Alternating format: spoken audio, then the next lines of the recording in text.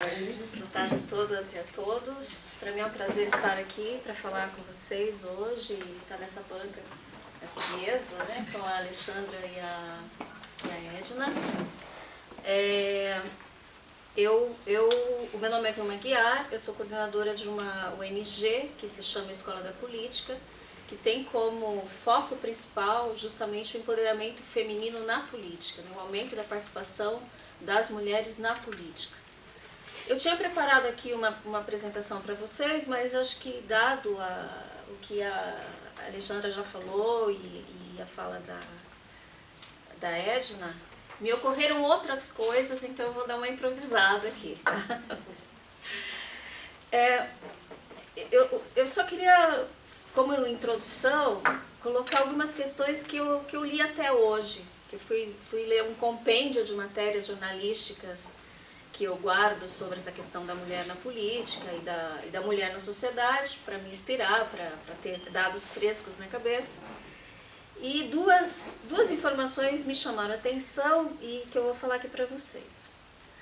Uma delas é que, segundo a ONG, que é Save the Children, que é uma ONG internacional bastante conhecida, o Brasil foi considerado o pior país da América Latina para você ser garota aqui, né? O pior lugar para se nascer mulher é no Brasil, na América Latina. Então a gente gosta de pensar que o Brasil é um país desenvolvido, que aquele negócio de machismo, estupro, não sei o que, acontece lá no México, né? Aqueles mexicanos horríveis que fazem coisas horríveis, que o machismo é uma coisa ali da América Latina, ali dos nossos vizinhos, da Bolívia, sei lá de onde, mas é o Brasil o pior lugar. São várias as variáveis para se compor esse índice, digamos, do pior lugar e do melhor lugar. Uma delas, dessas variáveis é justamente a representação das mulheres na política, né? E o Brasil está na rabeira desse ranking na América Latina. Só perde para o Haiti, que é um país que vocês sabem foi devastado por furacão, enfim, né, por tudo que vocês já ouviram falar do Haiti. Se a gente for pensar, por exemplo, na Bolívia, que o senso comum da classe média brasileira gosta de pensar como um país atrasado, né, só antes de... vai para Cuba, vai para Venezuela e vai para Bolívia, né? Os países mais atrasados, horrorosos, né? Da América Latina, lá onde o índio é presidente, foi presidente. Na Bolívia, existem mais mulheres no parlamento que homens. 53% de mulheres, 47% de homens. Porque justamente eles adotaram uma política afirmativa e levaram a sério essa política, né? Não fizeram essa pantomima de política afirmativa, que é o caso brasileiro. Se a gente pensar que a política afirmativa no Brasil tem 21 anos, né, de existência, passou por várias reescrituras aí, foram 4 alterações nesses 20 anos, e não logrou um resultado expressivo, né? Não houve um ganho substancial. Uma outra coisa que me chamou a atenção, que eu gostaria de ler para vocês, que é uma coisa inacreditável, né? Se você não vê a fonte, você acha que isso aqui é fake news, né? Talvez você tenha ouvido falar, mas enfim. Recentemente, a Polícia Militar do Paraná publicou um edital de concurso público para cadete, né, contratação de cadetes, e colocou entre os critérios de admissão, os critérios para pontuar no concurso, o critério da masculinidade. Vocês chegaram a ver isso? Eu vi. Vou ler aqui para vocês, só para vocês, a gente refletir isso, né? Refletir sobre isso. O que é a tal da masculinidade, então? Capacidade do indivíduo, segundo esse edital, né, para ficar nos anais da vergonha da história paranaense, né? Capacidade do indivíduo de não se impressionar com cenas violentas, não se emocionar facilmente tampouco demonstrar interesse em histórias românticas e de amor.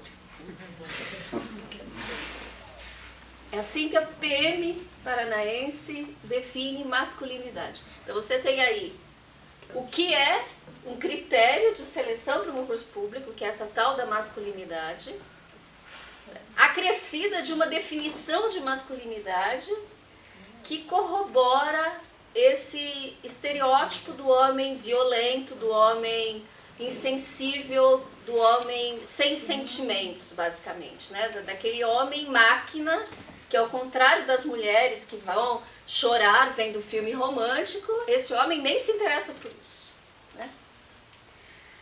Bom, por que eu pensei nisso aqui? Porque eu acho que essas questões estão em conexão, né? O fato do Brasil ser um país ruim para ser mulher, porque todas e todos vocês sabem que ser mulher no Brasil implica em riscos de vida mesmo, né? Você pode ser estuprada, você pode ser morta pelo teu companheiro, teu ex-namorado, teu ex-marido, ou teu marido, etc. Se você é mulher e é negra, esses riscos aumentam exponencialmente, né? A Lei Maria da Penha, por exemplo, surtiu algum efeito na diminuição da violência contra a mulher. Aumentou, na verdade. Mas, para as mulheres brancas, para as mulheres negras, houve um acréscimo. Diminuiu 10%. Diminuiu 10% e as mulheres negras aumentou 60%, 55%. Exatamente. Então, assim, se você é mulher e a mulher negra, para a mulher em geral é ruim nascer no Brasil, se a mulher negra é praticamente assim, todas vocês são sobreviventes, e se você é homem, então mais sobrevivente ainda, porque a violência recai sobre, a violência de tiro, bala perdida, tráfico, etc., recai sobre os jovens negros, né? Basicamente, entre 18 e 29 anos. Eles representam 70% das pessoas assassinadas no Brasil. Esse é o perfil. E presas também.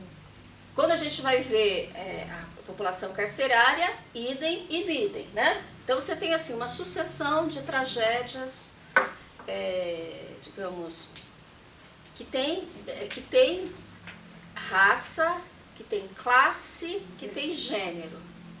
Essas tragédias, elas não são aleatórias, portanto. Não é porque o Brasil é um país violento, ponto. O Brasil é violento com mulheres, o Brasil é violento com LGBT, o Brasil é violento com negros e negras.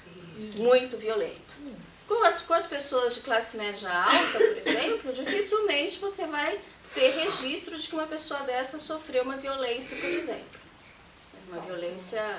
No máximo roubam lá um Rolex, mas tudo bem, né? Não correu assim risco de vida. Bom, dito isso, né? Pensando nisso, nessas crivagens que perpassam essa cena no Brasil, essa cena política no Brasil, eu fico pensando assim, bom, tá. Existe um consenso mais ou menos esclarecido sobre esses pontos. O que a gente espera da política e dos políticos, então?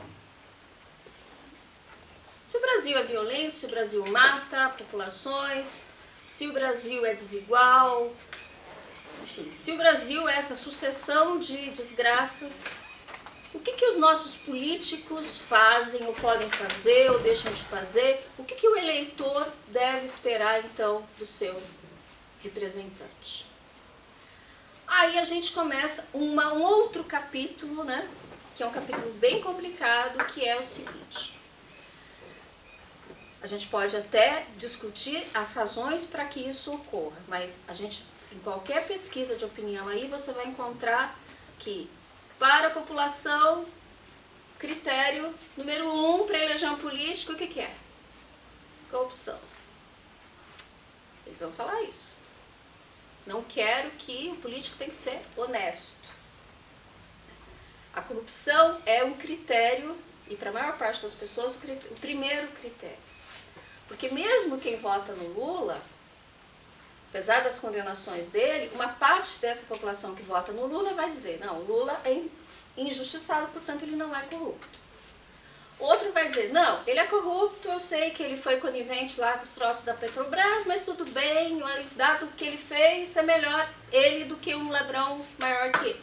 E roubou pouco para ele e tal. Então você tem basicamente essas duas clivagens. Mas a questão da corrupção não fica no segundo plano. A corrupção é um critério fundamental hoje.